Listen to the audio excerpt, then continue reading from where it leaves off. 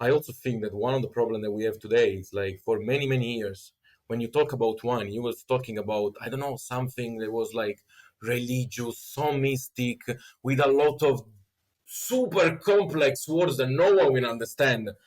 Also, this wine just let me remind fresh cut grass during midnight summer, whatever. I mean, come on, man, you are not Shakespeare, It's like you have to be truly. So that's the point. It's like don't make the things more complicated than what they are. That's the thing that I don't like about the wine world.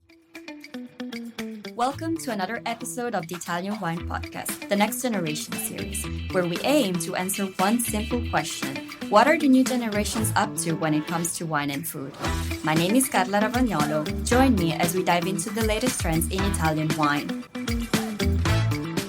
Hello and welcome to another episode of the Italian Wine Podcast. My name is Karla Ravagnolo. I'll be the host for this episode of the Next Generation series. And today I'm very much excited to welcome Diego Zimmardi, an extremely wonderful human being I met in Taormina Gourmet this year in Sicily.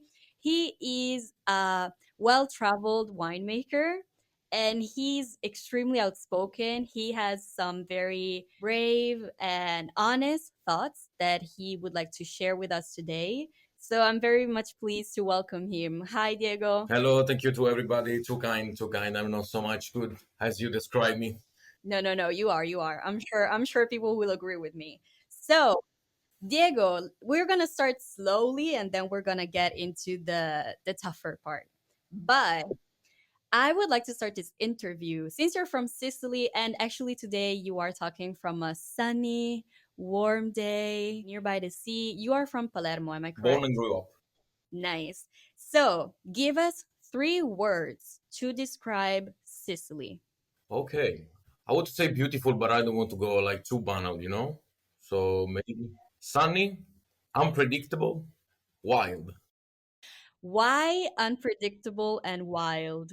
Because it's quite hard to find a balance. It depends where you stay. I mean, if you stay in a big city like Palermo, Catania, it's something. If you move like more in the inner part of the Sicily, like in the really countryside, small village with few thousand people or not even thousand people that live in that place, it's quite harsh to live. You are live exactly in another dimension. You're not even living in Italy sometimes. It's like for them, it's another world completely almost. Imagine to live in a place among them up on the mountain with 600 person. It's like if you don't travel, if you don't go in another city for all of your life, for you it just you know doesn't matter who is the government or whatever. It's nothing's gonna change for you. I mean, there's pros and cons of this type of lifestyle. Sometimes I wish I was somewhat isolated from society, especially like in these days. Um, in some ways, you kind of have the opportunity to focus on your little like village and have a very serene lifestyle. But do you think that Sicily influenced you in some way? And if so, how? For sure influenced me. I mean, if you think from the beginning, I think it could be stupid, but it's not. If you think we are an island, so we are not connected with anyone, and it's also like this kind of independent way how you grow up. You know, this is all. It's always to be like that with everyone. Every people that come from Sicily have this kind of really good strength. I don't know, like this self uh, definition to be like Sicilian. You are proud to be Sicilian, to be linked with your territory, even if it's love and hate. Like Catullo, no? Todo e tamo. It's 50-50. I love you, but I hate you in the same time. As much as I hate you, as much as I love you. That's the point, because you don't have like kind of disponibility to do, I don't know, like the job or whatever. It's not so easy to find a job. It's not so easy to get to develop some cultural or social whatever. I mean, right now it's much more easy than back before. And what you learn in Sicily is that you have to work hard than anyone else. Because if you consider also like a guy that is 16 years old or 18 years old from Palermo to Milan, or much better if you go outside of Italy, you are able to find a job, work 1 year, and go for traveling, But in Sicily, it's not like that things work. So to have like the standard line that everyone have, you have to work more than harder than anyone. That it's something that will just mark you. Like, and for this reason, I'd say I hate as I love, because yeah, you have amazing environment, amazing sea, amazing culture, amazing food or whatever, but you not only live with pleasure. So this is harsh.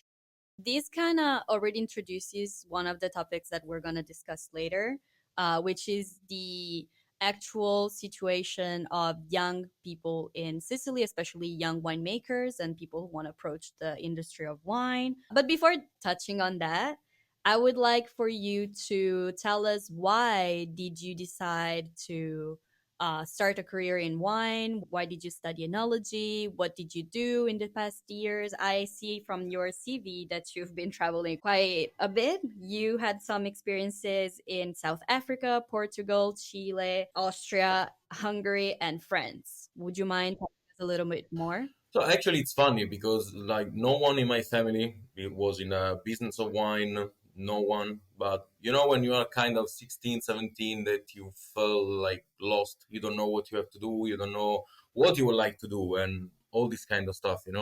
And to be honest, it's like also the high school not preparate you to be ready to go to work or to go to university, whatever. So you feel lost.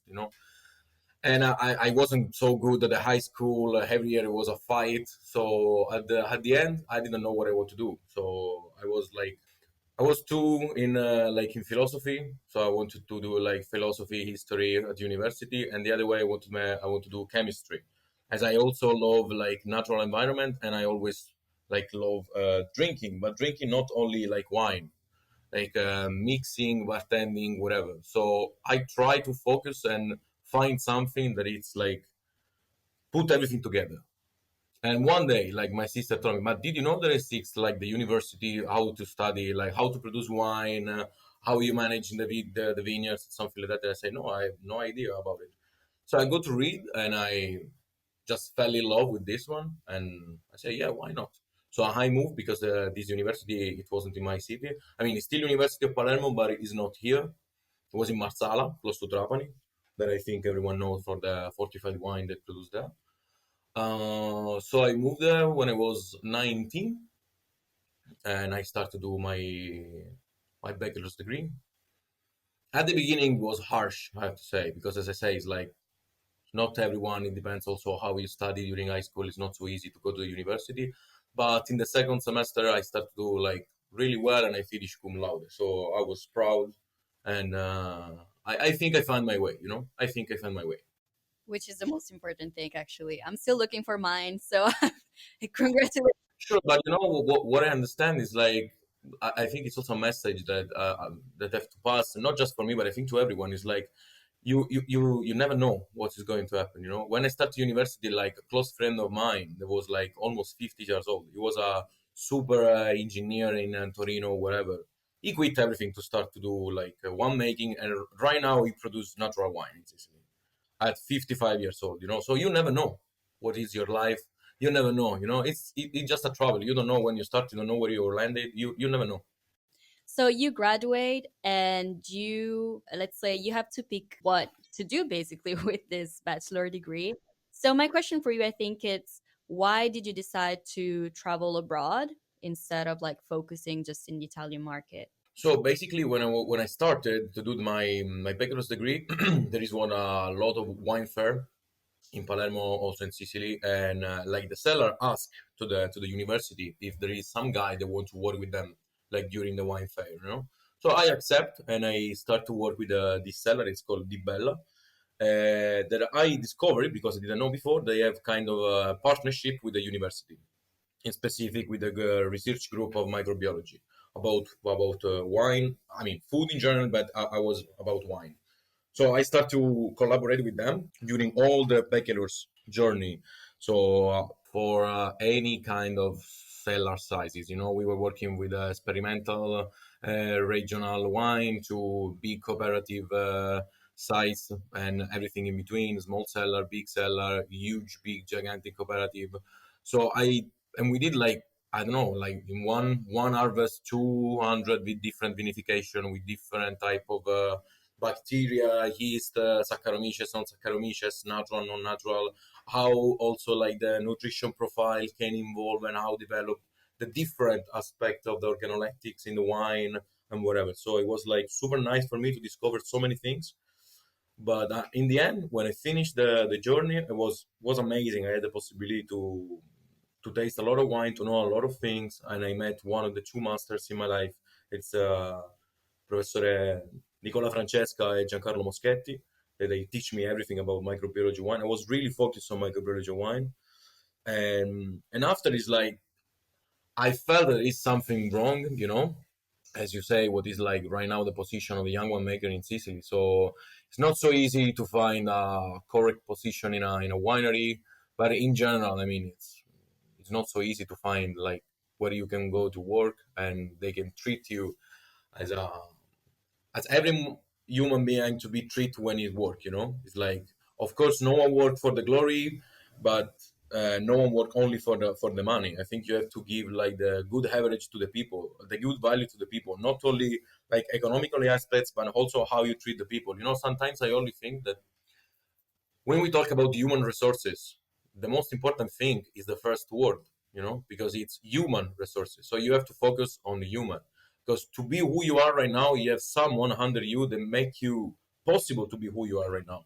I mean, if you go all over the world, win gold medals in New York, gold medal in Shanghai, blah, blah, blah, whatever, super nice. But you can do this one because there are some guy that broke their back to shovel in the grapes to produce your Rosso, Superiore, Riserva, whatever. So that's how the life is working.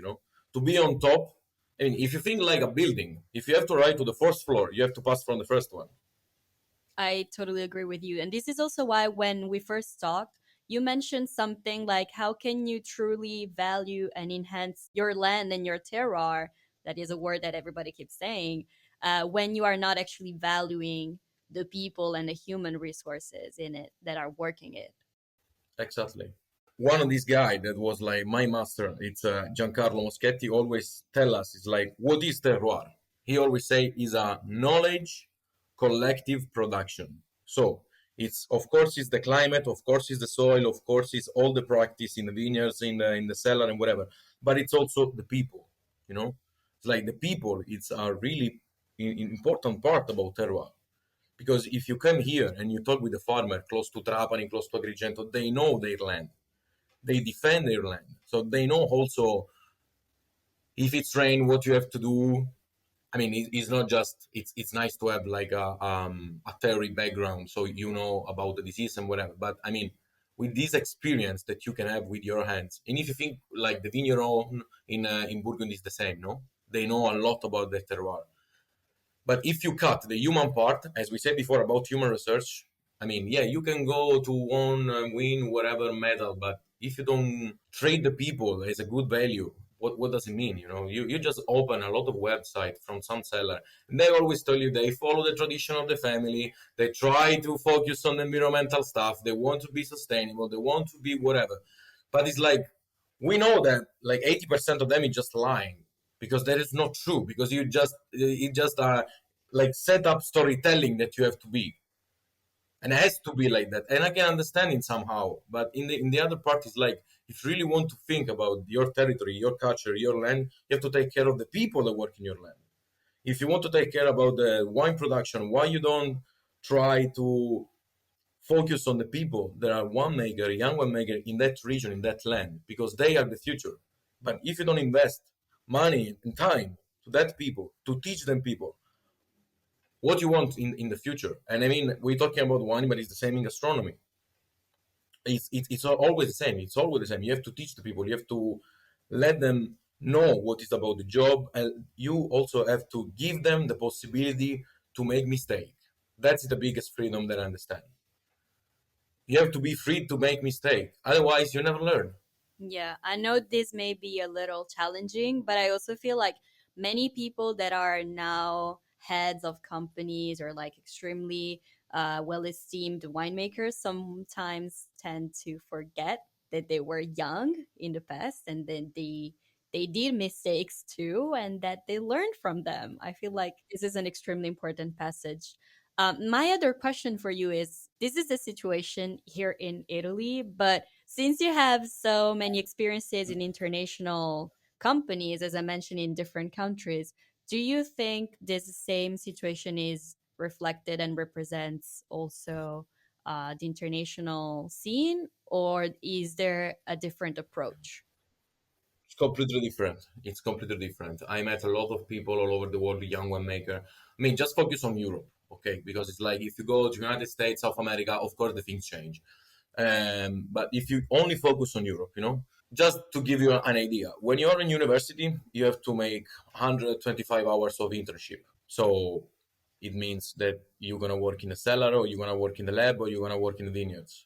That internship is not paid. So actually you work for free for the company. If you go to France, it's completely different. If you go to Germany, they also have this viticulture school where is 50% is theory, 50% is practice. So you go 1 week to university to learn, 1 week to the vineyards, to the cellar to work. But you got paid to do it. Like they give you like minimum salary for a month. So that's how you develop work career. It's not just a voluntary stuff, but also you develop your knowledge about theoretical experience, and of course you have to spend hours on the book, but not only the book, you also have to spend some hours in the cellar. I have to be balanced 50-50. So as I said before, especially if you come from the south of Europe, I didn't have the same possibility of the other people that study winemaking in France, in Germany, even in Spain right now. It's different. I mean, I think just if you just consider this one as the basic of your knowledge, as a basic of your journey, it's already wrong.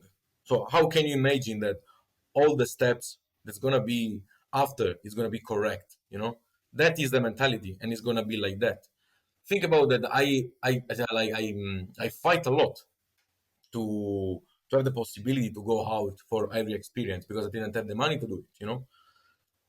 So I have to work like three different jobs, doesn't matter, always black money in a restaurant or whatever. So, but if you think like in Germany, you go there for the viticulture school, you work 1 year and you got money and you can go to South America and travel for 1 year without any problem.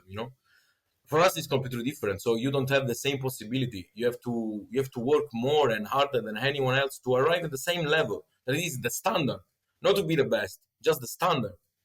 That's why always it's like people that come from the south, they're always frustrating and they're always tired for this reason.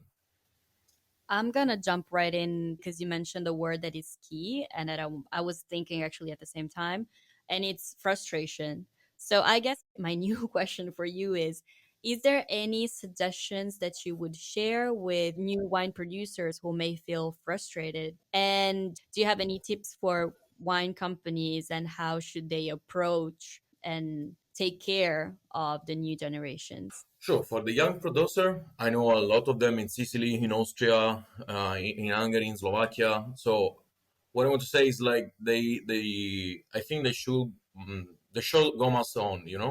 And I think for them it's the same. I know they truly believe what they're doing, and I know they make good stuff. So I think they should continue to do what they're doing and still fighting for their ideas and their production. About the big company and how they supposed to treat the young people is like, as I said before, let them make mistake, teach them, put them under your shoulder, and also give them a good value. Not only about money, but just also let them understand that if you stay inside the company, they can also develop a career. You cannot only come inside a cellar to work for a cellar hand and stay cellar hand for the rest of your life, just washing tank or whatever. I mean, it's nice because you have to start with that. I always say that if you want to be a good winemaker, you have to be a good cellar hand. But I discovered like by myself this during this journey, during this experience, I discovered this.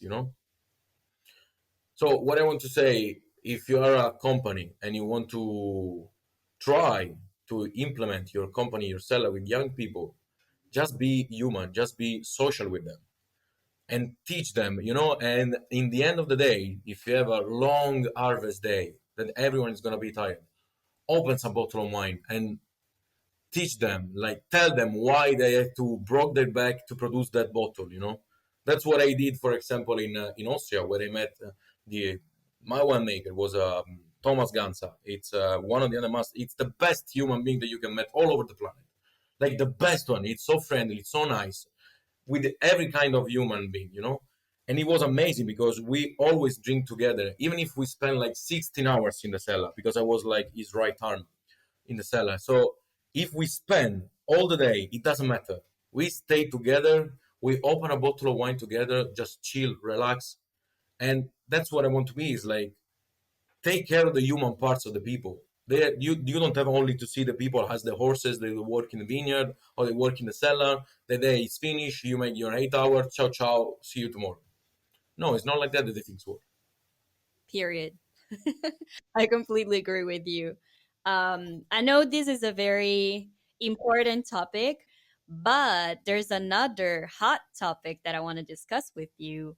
That is natural wine. You attended a biodynamic certification course or something like that in. Kind of like more introduction about one like biodynamic words. But as I say, like in Austria, I was working for the biodynamic company, and in Hungary as well, I was working for the biggest biodynamic cellar in Hungary, and it's Christinus. So yeah, I mean, you have to consider a different approach. But yeah, hold on. Yeah, no, because like it's funny because you have a lot of experience in this side, in this niche of wine production. But you mentioned to me and you asked me this question: is it even still worth discussing if a wine is natural or not? Yeah, of course, if you talk about biodynamic natural wine, okay. But in the end, the wine has to be good. Doesn't matter if it's bio, conventional, biodynamic, or natural, or whatever you want. Doesn't matter. Has to be good. First one. If it's faulty, it's faulty. Doesn't matter how you make it. Doesn't matter. So, for this reason, I mean, of course, there is some discussion about it. If you go, I don't know, like for example, to Scandinavia, like to Denmark, there are a lot of this kind of wine bar that are running by kind of I don't want to say like hippie, but you know what I mean, like bourgeois bohem, these natural wine bars with funky stuff, blah blah blah. Okay, that's nice. I mean, I can understand, I can accept, but you have to understand that it's funky, not because it's the expression of the terroir. Because if I don't work well in the cellar, and the wine is faulty, it's not the terroir. The wine is faulty. Close the sentence. So I don't think we have to discuss about how you do produce wine, you know? I mean, I think you can produce wine how you want. It doesn't matter. If you want to be natural, if you want to be biodynamic, try to be sustainable. This one, yes. I can just give this maybe tip, I don't know, whatever. But I think you try to be like respectful on the environment that give you like the grapes. This one, yeah, 100%. I truly believe you have to be so like respectful and sustainable as a human and as an environmental stuff. For me, it doesn't matter if a wine is biodynamic, if it's natural, or if it's conventional wine. If you ask me, there is some difference. For sure, it's going to be some difference. But if one is different to the other, it does not mean that one is better than the other. Sometimes you are forced to use enological yeast. Sometimes you can make also spontaneous fermentation. It's always this one. It's always depend. It's always what you want to do, how you want to do, and if you can do as well.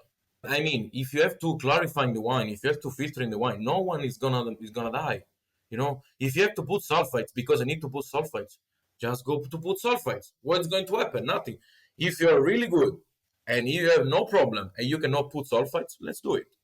I mean, doesn't matter. You know, for me, it really doesn't matter. There is no one that is better than the other one. I hate that right now everything is not about critical stuff. I have to be always against you. I have to be always against you. Yeah, because natural wine are faulty. No. Like if you think about before, like all the big vigneron in Burgundy, all the big producer on Barolo, they always go for a spontaneous fermentation. Always. But they don't tell you because they don't care. Got it. Do you think, because, like, of course, this is the standpoint of a winemaker, you are extremely knowledgeable about all of this, but have you ever had this type of conversation maybe with your friends or somebody who's not familiar with wine? Do you think they care about natural wine and their wine production philosophy? Yes. Most of the people think that natural is better. I'm not talking about wine, but in general. Always say that something that is natural is better, but we always have to consider that biggest poisoning stuff, it's also come from nature. So natural is not mean that it's better. It's always linked with you're able to be good to produce the wine. Yeah, I have a many discussion with the other people. Someone tell me is like, yeah, I only drink natural wine because they are better, because they show you the terroir and whatever. I say, well, look, could be. It could be. It's not mean that it has to be like this. It could be. Could be they are more. I want to say like more true. Like they show you truly that terroir and whatever. But I don't really believe in this. It's like I think if you want to make natural wine, you can make natural wine. Most of the people that I know that make this, it's just people that or they start to be focused on wine, so they start to knowledge about something. So you want to show that you are in one instead of the other party, or are people that are I don't want to say like stupid, but unprofessional. And also it's like I also think that one of the problems that we have today is like for many, many years, when you talk about wine, you was talking about, I don't know, something that was like religious, so mystic, with a lot of super complex words that no one will understand. Also, this wine just let me remind fresh cut grass during midnight summer, whatever. I mean, come on, man, you are not Shakespeare. It's like you have to be truly. So that's the point. It's like don't make the things more complicated than what they are. That's the thing that I don't like about the wine world. Completely. They always write this super fancy sommelier with the tight suit, whatever. Yeah, okay, fair enough. But if we have to drink a bottle of wine with six friends, don't be like, yeah, this wine it's perfect with I don't know, horse stick age 36 months in a cellar, whatever. No, come on, just drink. But even if we don't have the proper glass to drink that wine, who cares? Just drink. In a world that always make our alone behind a screen or whatever, sharing is a revolution for me. So I like to share the bottle of wine, the bottle of beer, sharing time with the people, talk about the stuff, just discover that the people is the best way to discover yourself as well. So that's the thing that I don't like it, and especially in the social media, this is arrived to the peak. Like the people that don't know nothing about wine, just because they have few thousand of followers or million of followers, they just feel that they can say they can do whatever they want. That's not like this that the things work. How can I say you want to be a good and expert sommelier? Just follow my free webinars and you're gonna make the expert sommelier in your life. You don't need to taste a different bottle. It's normal that you have to taste many different bottles. It's normal. It's like these are the things work. You have to be experienced. Of course, you have to study, but you also have to make in your experience. So don't be like whatever that you want to show, you want to teach the people. No, don't think that if you only speak with people that are ignorant about the wine world, that's the stuff that I don't like it. Most of the people are like that. And especially it's like if I also am a sommelier, we discussed before that I also have like the WSET, the third level. It's like sometimes when I go to the tasting, I had someone, like some sommelier, start to speak about how irrigation can influence the wine. I say, what is your study about irrigation? How you know how the irrigation can affect the plant and that effect can affect the aroma of the wine? How can you explain to me if you don't know? So, first of all, talk about what you know. It's always like that. Be professional. Talk about the stuff that you know. I don't come to tell you it's like I think with the foie gras I can put this one instead of that one. Yeah, I'm a sommelier, but I don't feel super skilled as a sommelier, so I will not do it. I will not come to you and teach you the stuff, but don't try to be super much professional and say also something that completely doesn't exist. Like completely doesn't exist about scientific word. That's the stuff that I don't like about the world of wine. Arrogant. Most of the people are arrogant. It's funny because you mentioned to me that you've been blocked on social media by a couple people just because you published something and you were like, hey, I don't completely agree with you, maybe. And you started like respectfully, of course. You were trying to start a conversation maybe about it and just to discuss it, right? And this didn't happen. You literally were just like blocked or your comment gets canceled. You mentioned multiple times during our earlier talk that there's somewhat of a ipse dixit, that is a Latin word for our fellow American listeners. It's a Latin word that means that if somebody says so, that's the truth. That's the given truth. Nobody's gonna debate that, basically.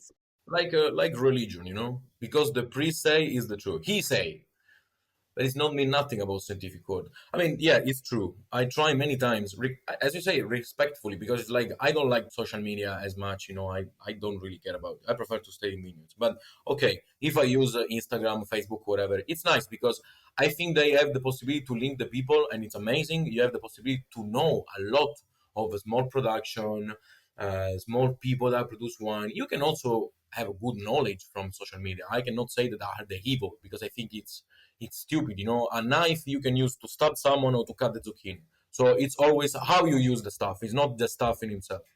That's what I think. So I think social media is amazing, but you are a wine influencer. You want to talk about some technical stuff. Okay, fine. You want to be like this kind of divulgation about wine. Okay, just make your post and let this read by a winemaker, like someone that you know that is professional about and is also competent about chemical, microbiology, vineyard culture, whatever. So try to be critical and try to talk with the other person, but they don't care. And when you also write them with DM or you comment below the post or whatever, they just told you, no, you are wrong. Yeah, but explain why I'm wrong.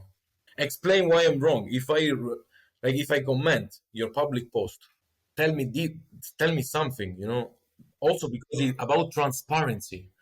Right now there is this kind of trend that I saw to many people. Then I make a bad review on a wine, but I will not tell you which wine is it. So what is your job? It's like to be anonymous journalist. What's your job? What's your job?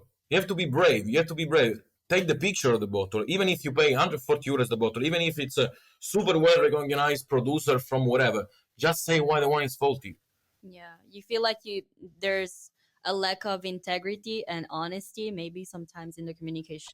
100%, 100%, 100%. Out of curiosity, you mentioned multiple times that you're not extremely, like, you don't love as much social media, but do you follow mostly like what are so-called influencers, or do you mainly follow company profiles? Like 90% it's company profile or other people that I know that I met in my life. There are maybe some sommelier in some restaurant, whatever part of the world, or some other guy that working, or some friends that they have their own cellar. Like this kind of one influencer, full influencer, I think I only follow like two or three. I think one in Italy that, I mean, I don't want to make like any kind of advice for her, but like Carlotta Salvini, I think she's great. Like she's the best for me in Italy about how talking about the wine because she's really professional. She had a bachelor's degree in agriculture, in enology as well. She's also WSET diploma, and she's super nice. She represents like the Consorzio Brunello di Montalcino. She's super nice. She speak always like with the good words and what I mean. There is a lot of them, so I don't follow so much, so I don't know. But she's super nice.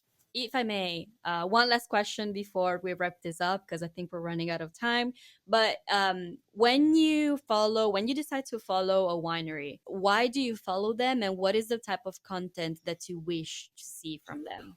Well, most of them, as I say, just a storytelling. So they're never gonna post a picture of the cellar or whatever. They're just gonna post like the happy family that make a picnic with a new vintage of rosé wine. That I hate them, because it's lying. It's purely lying, but it's fine. I mean, I can understand that you have to be like this. So I just want that they show themselves what they do. Like, this is my vineyard. I prune like this today, whatever. So most time, or I get like attractive by the label or whatever, because of course in social media, the image is the most important thing, and I can understand. Or it's seller that I already know, so I already tasted and whatever. It was funny, but for example, if you think how I arrived to work in Austria, I came back from Chile to Sicily. I make an order in one shop in Italy, and I order a bottle of this wine, Weingut Vesely, in Langelois. I drank this bottle and I say, wow, this is incredible. let me send an email. Let's see if they're looking for someone. And I stay there 1 year. That's the. I mean, you have to believe in somehow. Something. That's what I think. Yeah. I think circling it back to the beginning of the interview, actually, I think that it may be interesting, especially for people like you, to see the human resources side of the winery instead of the happy family with the picnic, et cetera, as you mentioned. Yeah, I think this is a wrap. Thank you so much, Diego. I am so excited about this conversation. I'm extremely grateful that you've been honest and that you are so passionate about your beliefs, the wine industry, and the values that it should stand for. My pleasure. Thank you for the space that you give to me, for the attention. So thank you very much. Really appreciate it. Thank you so much for joining us today. Let us know your thoughts on our social media at Italian Wine Podcast and follow us to keep up with the next generation of Italian wine people. Cheers!